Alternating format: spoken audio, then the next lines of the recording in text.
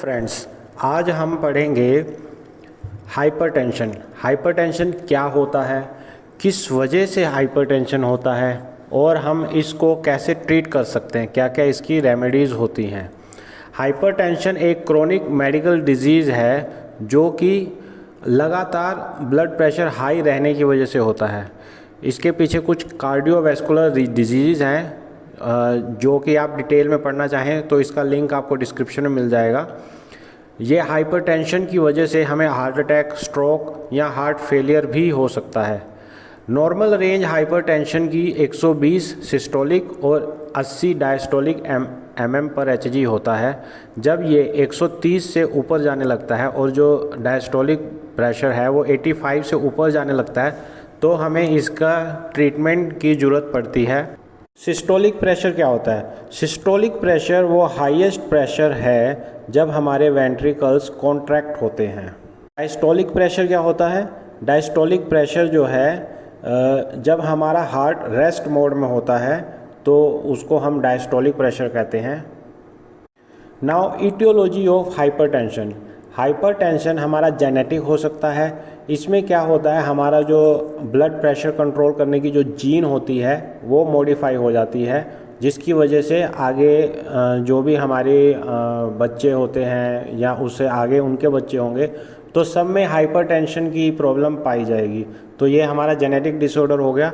एक हमारे होते हैं लाइफ फैक्टर्स, जैसे हम खाने पीने में ज़्यादा नमक लेते हैं, कम पोटेशियम लेते हैं, अल्कोहल कंज्यूम करते हैं, टोबैको लेते हैं, या ज़्यादा वर्कआउट वाला हमारा काम नहीं होता, आजकल ऑफिस में बैठ के काम करते हैं तो हमारे शरीर के ऊपर फैट वगैरह डिपोजिशन होने लग जाती है, जिसकी वजह से हमारा ब्लड प्रेशर बढ़ता है।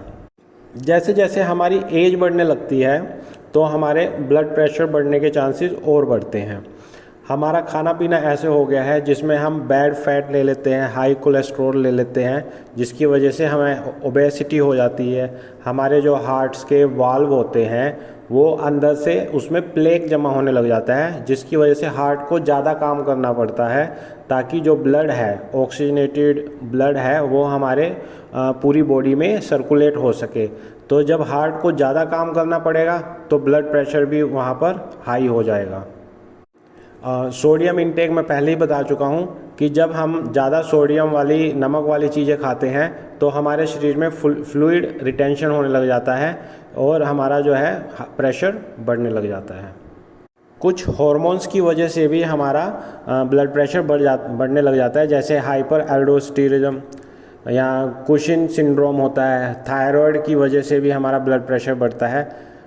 किडनी का मेन काम होता है ब्लड को प्यूरिफाई करना। अगर हमारी किडनी ही काम सही से नहीं करेगी तो हमारा क्या होगा, सोडियम जो हमारा आउट होना चाहिए, इफ्लक्स होना चाहिए, और पोटेशियम जो हमारी बॉडी में रिटेन होना चाहिए ब्लड प्रेशर के लिए, वो सब हमारा सिस्टम जो है बिगड़ जाता है, जो जिसको हम बोलते हैं रेनिन एंजियोटेंसिन एल्डोस्टेरोन सिस्टम। इसका हमारे शरीर में ब्लड प्रेशर मेंटेन करने के लिए बहुत बड़ा रोल होता है। जब हमारा ये किडनी का फंक्शन सही से काम नहीं करता है तो भी हमारा ब्लड प्रेशर बढ़ता है। जो डायबिटिक पेशेंट्स होते हैं उनमें भी बहुत हाई चांसेस होते हैं हाइपरटेंशन डेवलप होने के। हाई शुगर की वजह से जो हमारी ब्लड वेसल्स होती हैं वो डैमेज होने लग जाती हैं और जो हमारा ब्लड का फ्लो होता है वो पुअर होने लग जाता है, इम्पेयर होने लग जाता है। स्ट्रेस की वजह से भी हमारा जो ब्लड प्रेशर बढ़ने लग जाता है। अब पैथोफिजियोलॉजी ऑफ हाइपरटेंशन। हमारे शरीर में जो पेरिफेरियल वेसल्स होती हैं जब वो रेजिस्टेंस प्रोड्यूस करती हैं, मतलब कि ब्लड हार्ट को अपना ज़्यादा फोर्स लगानी पड़ती है ताकि वो पेरिफेरियल जो वेसल्स हैं वहाँ तक हमारा ब्लड सर्कुलेट हो सके। अगर हमारे पेरिफेरियल में ही रेजिस्टेंस होगी, जैसे कि आर्टीरियल स्टिफनेस है, वैसोकंस्ट्रिक्शन है, आर्टीरियल वाल्स की रीमॉडलिंग हो गई है, इसकी वजह से जो हमारी वेसल्स हैं उनमें इलास्टिसिटी कम हो जाती है और हमारा जो resistance towards blood flow increase हो जाता है। तो हमारा ब्लड प्रेशर बढ़ जाता है, ताकि हमारा एंड पॉइंट तक, पैरों तक हमारा ब्लड फ्लो जा सके। हमारी किडनी में जो रेनिन सिस्टम होता है ये बहुत ही इम्पोर्टेंट रोल प्ले करता है। रेनिन से हमारा एंजियोटेंसिन 2 एंजाइम प्रोड्यूस होता है, जो कि एक वैसोकंस्ट्रिक्टर का काम करता है। लेकिन जब ये एंजियोटेंसिन 2 एक्स्ट्रा अमाउंट में हमारा रिलीज़ हो जाता है तो ये एक्स्ट्रा वैसोकंस्ट्रिक्शन करता है, जिसकी वजह से हमारा ब्लड प्रेशर हाई हो जाता है। इसके अलावा एक एल्डोस्टेरोन भी हार्मोन होता है जो कि एंजियोटेंसिन 2 के ऊपर काम करता है bye promoting the sodium and water retention. जब हमारा सोडियम और वाटर रिटेंशन ब्लड में होने लग जाएगा तो हम तब भी हमारा ब्लड प्रेशर बढ़ने लग जाएगा। किडनी मेनली रिस्पॉन्सिबल होती है हमारी वाटर और सोडियम के इम्बैलेंस के लिए। एक हमारे ब्लड वेसल के अंदर एंडोथेलियम मसल्स होती हैं जो कि ब्लड वेसल्स की टोनिंग का, वेस्कुलर टोन का काम करती हैं और हमें नॉर्मल ब्लड प्रेशर बनाए रखती है। जब ये एंडोथेलियल मसल जो है डिसफंक्शन करती है तो हमारा ब्लड प्रेशर कम ज़्यादा होने लग जाता है। एंडोथेलियल के डिसफंक्शन की वजह से हमारा जो नाइट्रिक ऑक्साइड है, एक वैसोडायलेटर का काम करती है, तो वो नहीं रिलीज़ होगा, तो जो वैसोडायलेटर की जगह हमारा जो है वैसोकंस्ट्रिक्टर होगा, वैसोकंस्ट्रिक्ट होगी। इसी वजह से हमारा जो है ब्लड प्रेशर बढ़ने लग जाएगा। नेक्स्ट हमारा है symptomatic nervous system over activity. जब सिम्प्टोमेटिक नर्वस सिस्टम है ये फाइट और फ्लाइट वाला रिस्पॉन्स प्रोड्यूस करती है, या तो ये ब्लड प्रेशर को कम करेगी या फिर बढ़ाएगी। लेकिन जब इसकी ओवर एक्टिविटी हो जाती है तो ये क्या करती है, हार्ट रेट को बढ़ा देती है बाय वैसोकंस्ट्रिक्शन। और इन दोनों मेथड से क्या होता है, हमारा ब्लड प्रेशर राइज होने लग जाता है। इंसुलिन रेजिस्टेंस, इसमें क्या होता है, जो हमारी एंडोथेलियम मसल्स होती है उसकी वैसोडाइलेशन जो है इम्पेयर हो जाती है, जिसकी वजह से हमारी ब्लड प्रेशर बढ़ता है। अगर हमारी वेसल्स डायलेट नहीं होंगी तो प्रेशर डाउन नहीं होगा, तो वो हमारा एक तरह से वैसोकंस्ट्रिक्टर का काम कर रहा है। जब वेसल्स हमारी कंस्ट्रिक्ट होगी तो प्रेशर बढ़ेगा। सेम ऐसे ही मेटाबॉलिक फैक्टर है जो कि एक हमारा एक ब्लड लिपिड लेवल है वो बढ़ जाता है। जब वो बढ़ जाएगा तो मतलब हमारी वेसल्स हैं अंदर से ये लिपिड मटेरियल वहाँ पे डिपॉजिट हो रहा है। अगर वो डिपॉजिट होगा तो ब्लड को जाने के लिए कम रास्ता मिलेगा तो ब्लड प्रेशर हमारा हाई हो जाएगा। इन्फ्लेमेशन एंड ऑक्सीडेटिव स्ट्रेस भी ऐसे ही काम करता है कि ये हमारे एपिथेलियम मसल्स है उसको इम्पेयर करेगा और हमारी जो वैसोडाइलेशन है उसको इम्पेयर करेगा, जिसकी वजह से ब्लड प्रेशर बढ़ जाएगा। कुछ हमारे जेनेटिक्स ऑर्डर भी होते हैं, जैसे कि पहले बताया था कि अगर कोई एक हमारी जीन वेरिएंट हो जाती है जो कि हमारा ब्लड प्रेशर को कंट्रोल कर रही है, तो हमारे आने वाले आगे जो फैमिली में बच्चे या उनके आगे बच्चे होते हैं तो उनको ब्लड प्रेशर का इशू रहेगा। क्योंकि उनकी जो जीन कंट्रोलिंग द हाइपरटेंशन है वो ही इम्पेयर हो गई है। और कुछ हमारे एनवायरमेंटल फैक्टर्स होते हैं, जैसे कि हाई सोडियम इनटेक है, या हम ज़्यादा भाग दौड़ वाला काम नहीं कर रहे हैं आजकल बैठे बैठे, तो उसकी वजह से हमारी सेडेंटरी लाइफ हो गई है, जिसकी वजह से हमारे अंदर फैट की डिपोजिशन हो जाती है और जो हमारी आर्टरीज़ वगैरह होती हैं उसमें फ़ैट डिपॉजिट हो जाता है, और जो कि रिज़ल्ट करता है हमारे हाइपरटेंशन में।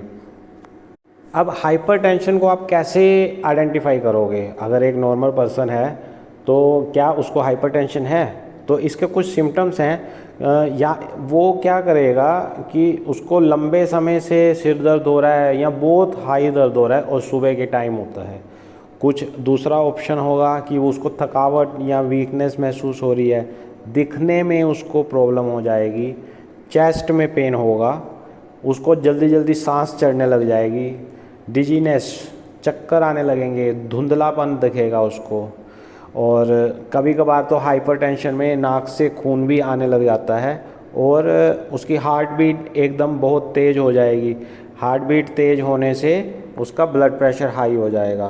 तो ये हमारे आजकल कुछ प्रॉम्प्ट सिम्टम्स हैं जिससे कि हम आइडेंटिफाई कर सकते हैं कि किसको हाइपरटेंशन है और किसको नहीं है। तो अब इसको मैनेज करने की बात आई। मैनेज करने के लिए तो सबसे पहले हमें अपना लाइफस्टाइल चेंज करना रहेगा। तो इसमें हमें क्या करना पड़ेगा, एक तो हमें हेल्थी डाइट लेनी पड़ेगी, फिर हमने वेट कंट्रोल करना पड़ेगा, भाग दौड़ वाली थोड़ा काम करना पड़ेगा, एक्सरसाइज रेगुलरली करनी पड़ेगी, जो हम अल्कोहल या स्मोक करते हैं उसको मिनिमाइज़ करो या छोड़ दो। अपनी सेहत के लिए ये सब करना पड़ेगा और कम से कम टेंशन लो। इसके बाद हम क्या कर सकते हैं, दवाइयाँ लेकर हम अपने जो हाइपरटेंशन है उसको कम कर सकते हैं। तो हमारी अलग अलग कैटेगरीज़ की दवाइयाँ आती हैं जिसमें कुछ के मैं आपको नाम बताता हूँ। जैसे डायरेटिक्स होते हैं। डायरेटिक्स क्या करते हैं, ये हमारे यूरिन का वॉल्यूम बढ़ाते हैं। तो हमने पहले पीछे रीजन पढ़ा था कि वो वॉल्यूम रिटेंशन हो जाता है। तो ये क्या करेंगे, ये वॉल्यूम रिटेंशन को कम करेंगे, उसको वॉल्यूम यूरिन वॉल्यूम को बढ़ाएंगे, जिसकी वजह से हमारा बीपी डाउन होगा, जैसे कि हाइड्रोक्लोरोथायजाइड। एक हमारे होते हैं एएस इनहिबिटर, जैसे हमने रेनिन सिस्टम में किडनी के उसमें पढ़ा था पीछे कि हमारा जो है एएस इनहिबिटर 2 है, उसके ऊपर ये एक्ट करता है ताकि जो उसकी एक्टिविटी है सोडियम को रिटेन करने की या पोटेशियम को इन्फ्लक्स करने से वो रोकता है और वॉल्यूम हमारा वहाँ पर बढ़ जाता है। तो एएस इनहिबिटर्स वहाँ पर काम करते हैं और एंजाइम के ऊपर और उसकी एक्टिविटी को नॉर्मल करते हैं, जैसे कि लिसिनोप्रिल। एक हमारे होते हैं एंजियोटेंसिन रिसेप्टर ब्लॉकर। अब ये क्या करेंगे, ये एंजियोटेंसिन 2 के ऊपर काम करेंगे और जो उनका रिसेप्टर होता है वो उसके ऊपर बाइंड नहीं होने देते। बाइंड नहीं होने देंगे तो जो रास सिस्टम में हमारा सोडियम का और वॉल्यूम रिटेंशन हो रहा था उसको भी नहीं होने देंगे। तो यहाँ पर हमारी मेडिसिन आ जाती है लोसार्टन। अब हमारी है एक हमारी मेडिसिन होती है बीटा ब्लॉकर। बीटा ब्लॉकर क्या करते हैं कि ये एड्रेनलिन के इफ़ेक्ट को ब्लॉक करते हैं, जिससे कि हमारा हार्ट रेट है या फिर फोर्स ऑफ कॉन्ट्रैक्शन है वो कम होती है उससे।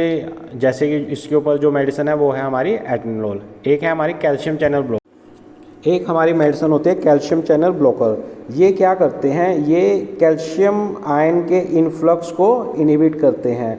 तो जो हमारे ब्लड सेल के मसल्स होते हैं, मसल वेसल्स, उसकी ये ब्लॉक करने से क्या होगा, उसकी डायलेशन होगी। डायलेशन होने से क्या होगा, हमारा ब्लड प्रेशर कम होगा, मतलब कि जो हाइपरटेंशन है वो नॉर्मल की तरफ जाएगा।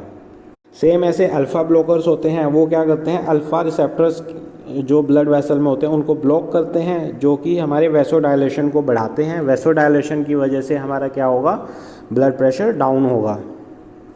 एक हमारे होते हैं सेंट्रल अल्फ़ा एगोनिस्ट। ये क्या करते हैं, ये जो हमारे ब्रेन में अल्फ़ा रिसेप्टर्स होते हैं उनको स्टिमुलेट करते हैं। स्टिमुलेट करने से क्या होगा कि जो हमारी सिंपैथेटिक नर्व इम्पल्स है, ये क्या करेंगे, ये हमारे सिंपैथेटिक नर्व इम्पल्स को कम करेंगे, जिसकी वजह से हमारा ब्लड प्रेशर कम होगा। मेडिसिन ऐसी हैं जो किडनी के ऊपर डायरेक्ट काम करेगी। एंजियोटेंसिनोजन को एंजियोटेंसिन 1 में कन्वर्ट करने से रोकेगी, जैसे कि एलिस्कारिन। और कुछ मेडिसिन होती है हमारी डायरेक्ट वैसोडायलेटर, जो कि हमारी ब्लड की वेसल्स होती हैं उनको डायलेट करती हैं। तो हमारा जो ब्लड का फ्लो है वो स्मूथ होता है, जिसकी वजह से हमारा ब्लड प्रेशर कम होगा। इसके अलावा जो पर्सन पेशेंट है हाइपरटेंशन का, उसको अपना ब्लड प्रेशर जो है रेगुलरली मॉनिटर करना चाहिए। अगर उसका ब्लड प्रेशर कम जा रहा है नॉर्मल से हायर की तरफ और हायर से सीवियर की तरफ, तो उसको अपना एक मेडिसिन लेनी चाहिए ताकि उसना हायर ब्लड प्रेशर को कंट्रोल कर सके। इसके अलावा हमें कॉम्प्लीमेंट्री या अल्टरनेटिव मेडिसिन सिस्टम भी देखना चाहिए ताकि हमारा जो है ब्लड प्रेशर कंट्रोल में रह सके। कॉम्प्लीमेंट्री में जैसे एक्यूपंक्चर, रिलैक्सेशन टेक्निक्स और सर्टेन डाइटरी सप्लीमेंट्स जो कि हमारे ब्लड प्रेशर को कंट्रोल करती है। और अल्टरनेटिव अप्रोच जैसे होम्योपैथिक हो गया, सिद्धा, यूनानी या आयुर्वेदिक अप्रोच, हमें घर पे अपने खाने पीने में आयुर्वेदिक मेडिसिन्स इंक्लूड करनी चाहिए ताकि हमारा जो है ब्लड प्रेशर नॉर्मल रहे। और हम अगर कोई पेशेंट है तो उसको अपना ऑनगोइंग मेडिकल चेकअप रेगुलर रखना चाहिए ताकि उसका ब्लड प्रेशर नॉर्मल से सीवियर की तरफ ना जाए। Thanks for watching. वीडियो अगर इन्फॉर्मेटिव लगी हो तो प्लीज़ सब्सक्राइब और शेयर करें।